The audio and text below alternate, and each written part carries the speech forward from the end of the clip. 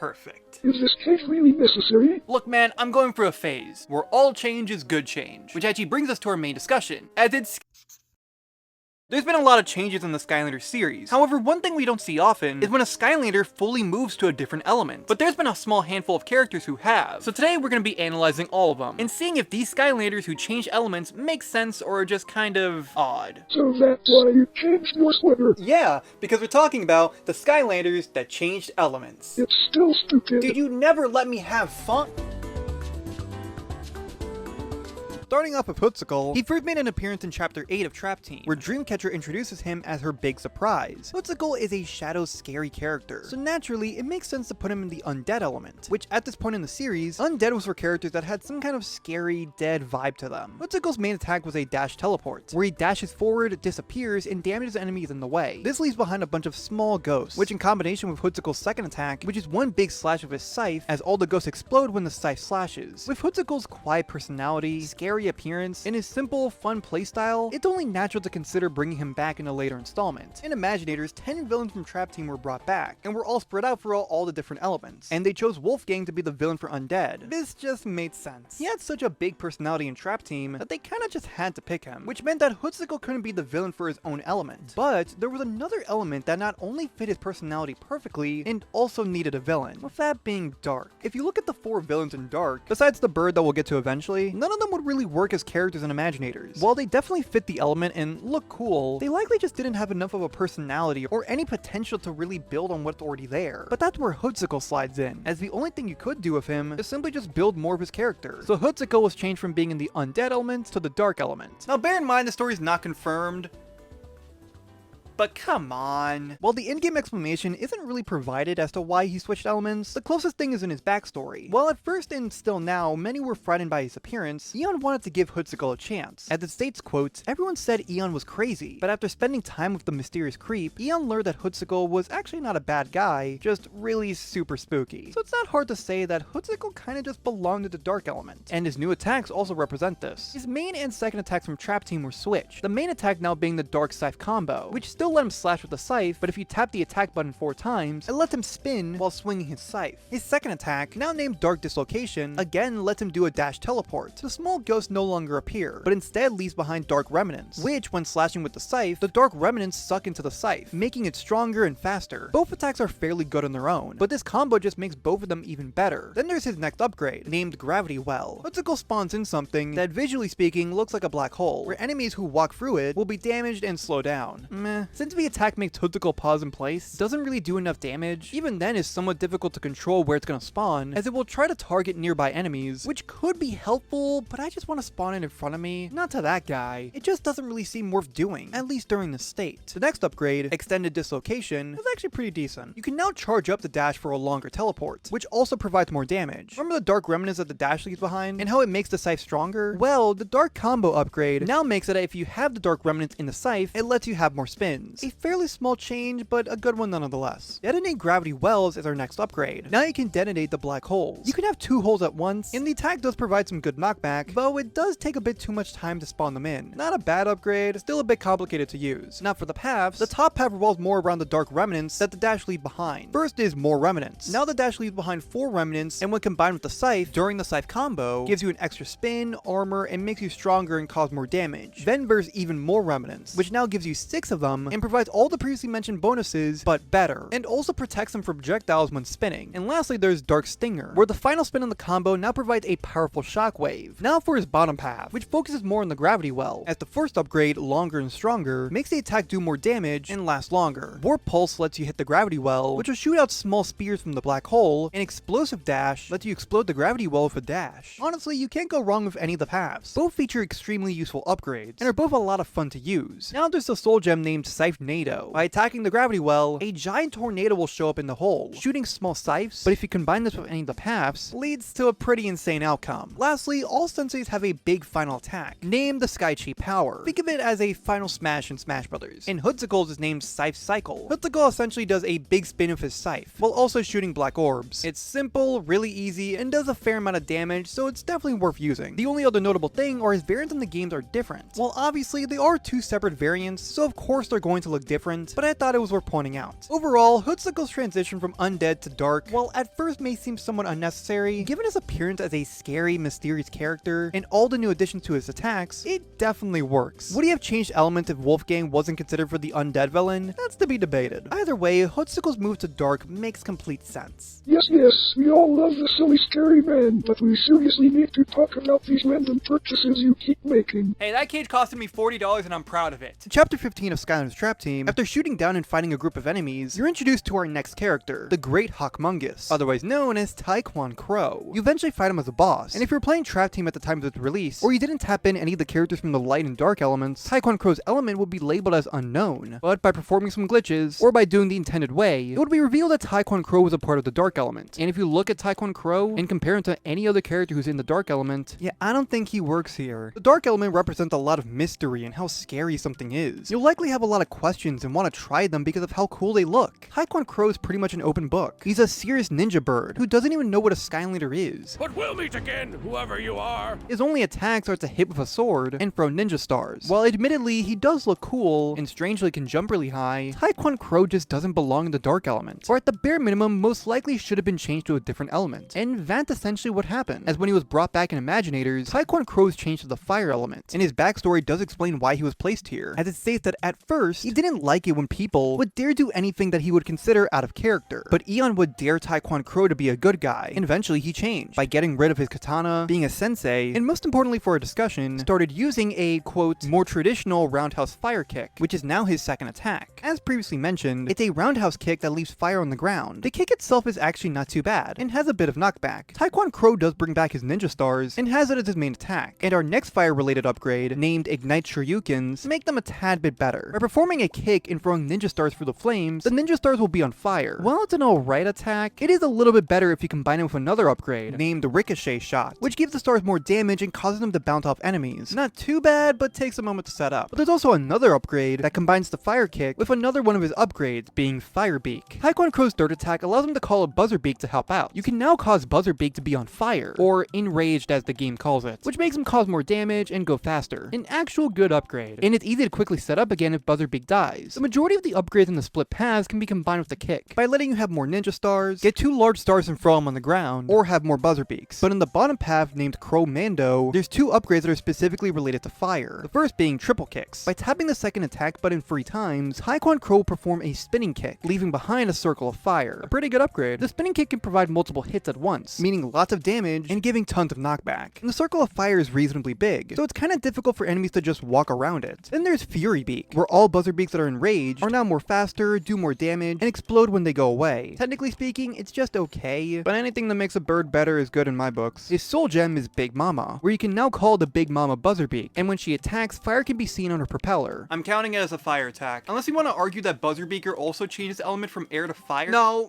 one bird at a time. As for his Sky Chi attack, named Final Fire Fury, he throws large fire ninja stars, stunning enemies and potentially killing them. I just think it's okay. One more notable thing is that, just like Hood Sickle, Tae Kwon Crow's Trap Team Evolved variant and Imaginators Mystical variant look different, but like I said, that's kind of obvious. Either way, the question here is why Tae Kwon Crow changed elements in the first place, outside of the in-game explanation. While no official reason was given, it's not hard to see why. Similar to Hood Sickle, I theorize that the developers saw the dark villains and determined that Tae Kwon Crow had the biggest personality and the most potential to be a lot better. But whether it was because they likely saw as well that Tae Kwon Crow didn't really fit the dark element, or that Hood Sickle was already considered to be the villain for dark, Tae Kwon Crow had to be placed into a different element. And whether it was because none of the fire villains would work as senseis, or for the sake of convenience, or who knows, maybe they just thought, this is the element that Tae Kwon Crow's a part of now. Although admittedly you could debate if this change makes sense, as many of you may have noticed, the only things that Tae Kwon Crow has that are related to fire is the fire kick, and maybe his angry, somewhat serious personality, which does fit perfectly into the element, as proven with characters like Frino. But other than that, that's it. Just compare Tae Kwon Crow to the other fire characters. Eruptor is a walking, talking volcano. Flameslinger is a fire archer. Igniter is fire in a night suit. Then Tae Kwon Crow. He does a silly kick. While by no means necessary am I saying that his inclusion in the fire element is bad, I actually think that, in my opinion, it's the only one that makes sense for him. But I would understand if you have a different opinion on his change. Well, I definitely have an opinion about this stupid cage. Do you really not like it? I hate it. Just look at how empty your room looks. I mean, you're not wrong. But no, Skylanders taught me that all change is good change, and I'll show you for our next character.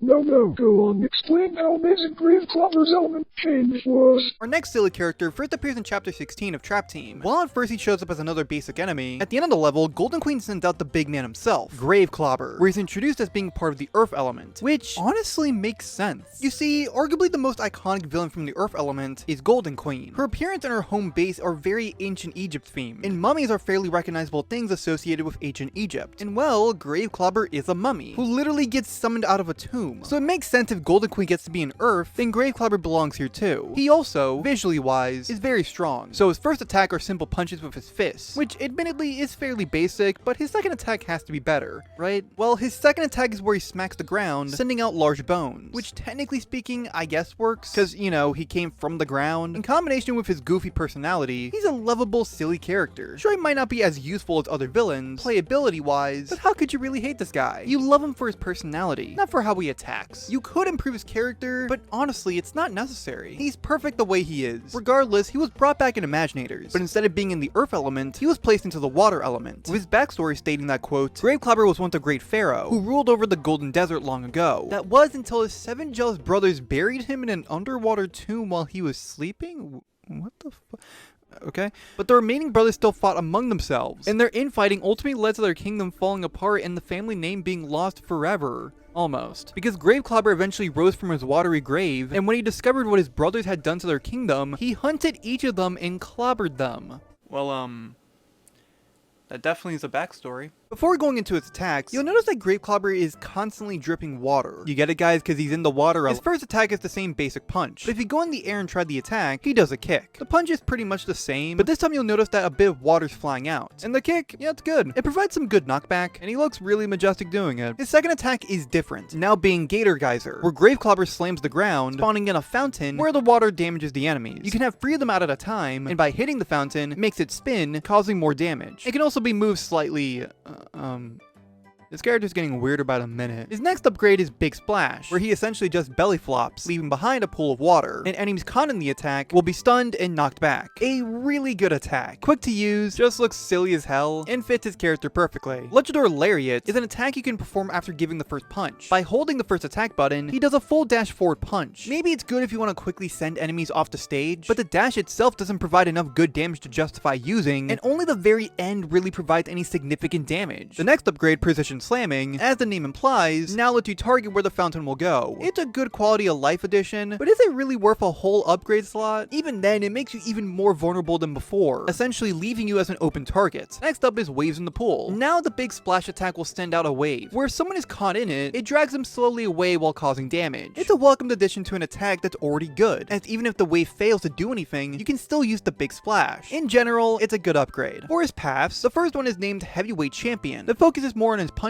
and whatever this is. At the first upgrade is Tsunami Punch, letting the punch do more damage. While admittedly it is fairly basic, the punch is already pretty good, so just giving it more damage just makes it even better. Monsoon Boom lets you punch the fountain, but now it goes insane and spits out water in a fast pace. Honestly, up until this point, I didn't really find the fountains all that useful, but this upgrade actually makes them worth having around. The last upgrade in the top half is probably the most interesting, being Lancha Libre. After doing one basic punch, you can hold the second attack button and he performs Gator Geyser Surplex, where he grabs a fountain and slams it on the ground. But he can also hold the third attack button after the punch to perform Top Rope Super Splash, where he stands on top of a fountain and slams a punch onto the ground. Both attacks are visually stunning to look at, and are both incredibly strong attacks. Out of everything we've talked about with Grave Clobber, this is hands down my favorite. The second path is named Wave Maker, improving his water-based attacks. Geyser Undertow, the target where you spawn in the fountain, is now a whirlpool, dragging enemies in. It makes an already pointless addition into a somewhat pointless addition. Even if you get it to work, you're still left in the open for anyone to attack you. The Greater Gator is where the fountain now does more damage. Can you tell the pure excitement's on my face right now? And the only actual useful upgrade in this path is Wave Goodbye. By doing the splash attack 3 times, you can now do one big ultimate splash, with him literally cannonballing the splash, landing with a big puddle of water and sending out waves in all directions. Yes, it's a good upgrade. It gives an already amazing attack a fantastic upgrade. The problem is that it's in this path, where all the other upgrades are just not as useful. useful. Pretty much with Grave Clobber's paths, you're either picking 3 decent to really good upgrades, or 2 shit upgrades that are not really useful, but 1 amazing attack. Then there's his soul gem named Poseidon Lariat, where it's an upgrade for the big dash punch. But how is it upgraded, you may ask? Well, before the dash happens, all 3 fountains spawn in. The dash itself gives the same damage, and the last hit is slightly better, but that's it. I'm sorry, but this is just a bad soul gem. To think he had such good stuff like this, and even this, and this is all they could give him for his soul gem? Alright, let's just hope that his Sky Chi attack named Wave Clobber is better. He punches rapidly as waves moves towards him, dragging enemies in the process. Similar to Tae Kwon Crow, I just think it's okay. It could have been better, but it's good enough. Although this time around, since he doesn't have a variant in Imaginators, he only has his evolved variant from Trap Team. Let's get this out of the way. While he isn't a perfect character, Grave Clobber is honestly one of my favorite characters from Skylanders Imaginators. You said something good about Imaginators. Yeah, I know. Grave Clobber is a fun character to play as. Even the things that seem like downsides have benefits. It's really difficult for me to say that he's a bad character, because he just isn't. But realistically, there are problems with him. For a bit of context, at bare minimum, if you want to get 100% on your save file for Imaginators, you're gonna need a lot, but specifically related to this conversation, you'll need 1 sensei from each element, and also 1 sensei from each battle class. A battle class is essentially what weapon or fight style each sensei uses. For example, Hood Sickle uses a scythe, so he's a part of the Sentinel class. Tae Kwon Crow uses ninja stars, so he's a part of the ninja class. And Grave Clobber fights with his fists, so he's a part of the brawler class. So with this in mind, Grave Clobber is a part of the water element and the brawler class. That's all nice and good, but there's another character who's also part of the same element and class, being Kingpin, and he's one of the characters you get in the starter pack. Essentially, if you bought Imaginators and are looking to get 100% on your save file, then you don't need to get Grave Clobber. You know, unless you want to go overboard and get everything, as you do need him to unlock these 2 creation pieces, but who'd ever put themselves through that? Oh yeah, I did.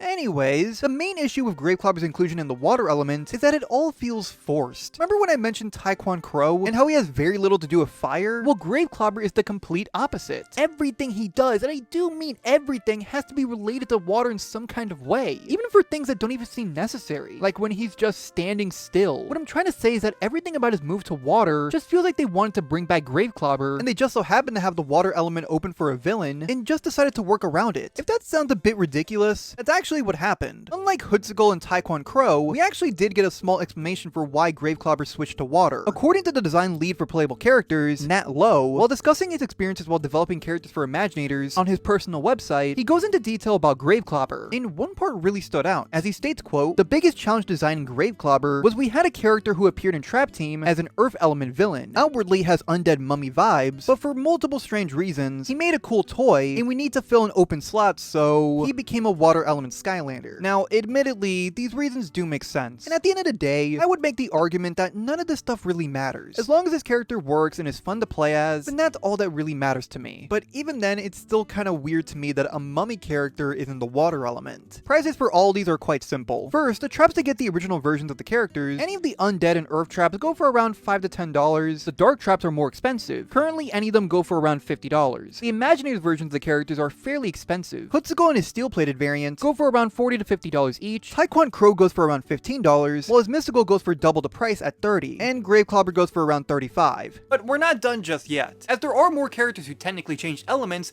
but not in the main games, but instead the mobile games. Get me out of here already. Skylanders Ring of Heroes was a mobile RPG. During its first iteration, the game allowed you to have villains on your team that can help out during your battles, and Broccoli Guy was one of those villains, but instead of being placed into the life element, just like how he was back in Trap Team, Broccoli Guy was instead placed into the water element, and also resembles his evolved version, which again is from Trap Team. Although he's not the only thing that changed in Ring of Heroes. They had added new characters for both the light and dark elements, but the new additions were characters from different elements. Flashwing from Earth, Hex from Undead, and Jetvac from Air were all given the light variant and placed into the light element, and Spyro from Magic, Kingpin from Water, and Spitfire from Fire, specifically all their dark variants, were all placed into the dark element, but the dark variant was renamed to Shadow. This just causes more questions than answers. I can understand from the developer's perspective that having a variant and an element both named the same thing probably would be confusing. Even from the player's point of view, I wouldn't be surprised if someone just assumed that any character that had the dark variant is also in the dark element. So honestly, the name change from dark to Shadow makes sense, but that goes out the window when you call the light variant light. Even then, if the dark variant characters are now named Shadow, does that mean that every other dark variant character is also named Shadow? And even then, that brings up the serious question of, do variants affect what element the character is a part of? Like, theoretically, since a light and a dark/shadow variant exists, does that mean that every element has its own variant? Luckily though, one of the previous Skylanders mobile games might answer that question, I think. Skylanders Battlecast was a turn-based mobile game that could have been played with cards, which have since been labeled as Cards to Life, but you could play the game with just the cards alone, for a more traditional card game experience. Chompy Mage is one of the villains. He has an attack where he can turn into a big Chompy, and when he's in this state, he can change it to being in the fire and water element. But Chompy Mage doesn't last like this forever, and change it back to his normal self. While Chompy Mage doesn't completely change elements forever, he's notable for being a character that's technically able to change elements for a short period of time. Either way, unfortunately, the mobile game for Battlecast was shut down, and can no longer be played by official means, and actual cards of Chompy Mage for the physical version of Battlecast don't exist. And as for the characters in Rings of Heroes, during its reboot that happened in December of 2020, the game had removed the ability to have villains on your team, meaning no more Broccoli Guy. As well, even by the time that the game had its final updates, Light Jetback and Dark/Shadow Spitfire were both noticeably not there, despite the fact every other Light and Dark editions were eventually added to the game again. Either way, Rings of Heroes would eventually shut down. Although, one more thing before we go, Chompy Mage does turn into the Fire Big Chompy in Trap Team, but it's not indicated that he did switch elements. Although, it should also be pointed out that Battlecast released a year and a half after Trap Team, so it's possible that maybe this became canon after Trap Team. Ultimately though, I think it's worth mentioning this stuff, and I'll leave it up to you to decide what happened. And in Ring of Heroes, multiple enemy characters have different variants, and they're all placed into different elements. But for this specific conversation, I want to stick to the main guys, and even then this whole thing is just such a massive rabbit hole. Well, we learned a lot today. Maybe the biggest lesson is that you shouldn't put your best friend in a cage.